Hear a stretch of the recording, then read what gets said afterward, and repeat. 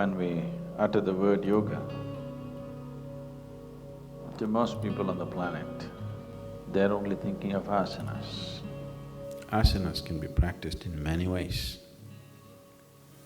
Just simply physically, with breath, with awareness of sensations, with awareness of reverberations, with awareness of the nadis, with appropriate mantras. Like this, there are various levels of doing that. You can do asana just sitting here, you can do all the 84 asanas, not moving a limb. That is also possible.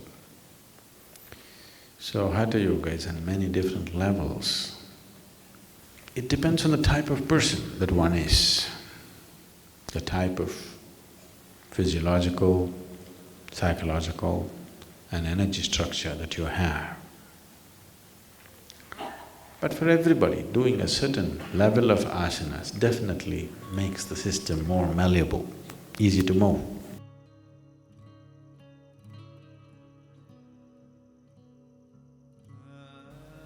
Of all the different things that the science of yoga explores, just about every aspect of life, today's world has chosen to represent yoga with only the physical aspect of yoga. The whole journey of the modern world is just this, from deeper dimensions, from the spirit to body. That is the transition the world is making. That is exactly what we want to reverse. We want human beings to make their journey, start with the body but move towards your inner nature. There's a beautiful story, there's a beautiful incident which occurred in Allama Mahaprabhu's life. There was another yogi, he invested heavily in physical yoga. And they say he built a body which was stronger than steel. So then people were talking a lot about Allama Mahaprabhu. So this other yogi thought, what's so big about him, let me see. Allama Mahaprabhu also had certain temporal responsibilities, so he always carried a sword. So when they met, he looked at Allama. Allama looked very ordinary. He did not look like in any way he has become stronger than a normal mortal human being. So this other yogi invited Allama, okay, take your sword and smash it on my head. You will see I'm stronger than steel. Your sword may break, nothing will happen to me. Allama said, is that so? And he took his sword and hit him hard on the head. The sword just bounced off his head. Then Allama said, okay, you take this sword and you do the same to me. So that man once again swung the sword and hit him on the head. The sword went right through. Without leaving a mark, it just went through it without any resistance, just like it passes through air, it just passed through his body. So then he asked, what is this kind of yoga? He asked.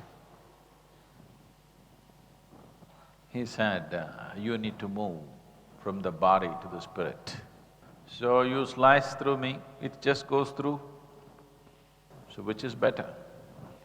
So then he moved him into other dimensions of yoga. But so many physical therapists and physical experts are writing books on Hatha Yoga today, and they're making it into an exercise system. They're making people believe it's an exercise system. It is not an exercise system. We will be starting a Hatha Yoga school. I would like to bring certain dimensions of Hatha Yoga which are almost absent today. almost. It's there in some places, but generally in the known places, it's absent. So we would like to bring those dimensions of Hatha Yoga. It's a very, very powerful way of living. Power, not over somebody else. Power to access life. You will see people, the yoga teachers who get trained here, they will see a simple asana is not just a simple asana, it will be something tremendous. There was a time when I was doing 2-day Hatha Yoga programs. Has anybody been in any of my Hatha Yoga programs? Vijay Kumar is there. So, Saturday, Sunday. Saturday morning it starts, Sunday evening it closes. Just 2-day Hatha Yoga program in some chowdhury somewhere in one of these little towns in Tamil Nadu. Smells of food and sweat and reeks of all kinds of things. In that place, 2 days of asanas, people will be going crazy with ecstasy, just doing asanas. That is how Hatha Yoga should be. Just if you do this, they should explode. That's how the body is made. I grew up doing asanas and nothing else, and it did phenomenal things to me. It's still continuing to do, because whatever the physical exertion, there's another dimension of your body which holds good always. All your muscle may be gone with exertion, but you just give it some time. Without any sleep, without any rest, still your physiological system recovers simply because your energy is kept at a certain way.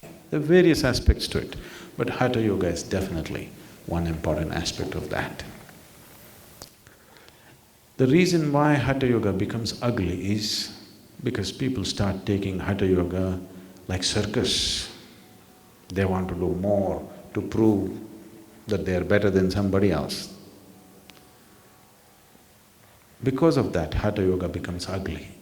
If it is taught in a proper atmosphere with a certain sense of humility and inclusiveness about the whole process, Hatha Yoga is a phenomenal process. So, we really want to go into classical Hatha Yoga. We intend to make this Adiyogi Alayam a starting point to bring about the transition in the world. Here we are not teaching yoga classes, we are training yoga teachers. And if we train a few thousand teachers in the next few years, they could go and change first the image, then the objective, then the goal, the purpose, and the way yoga is delivered in the world. They may be already knowing the physical part of it, to bring another dimension to their yoga. That's what we're intending.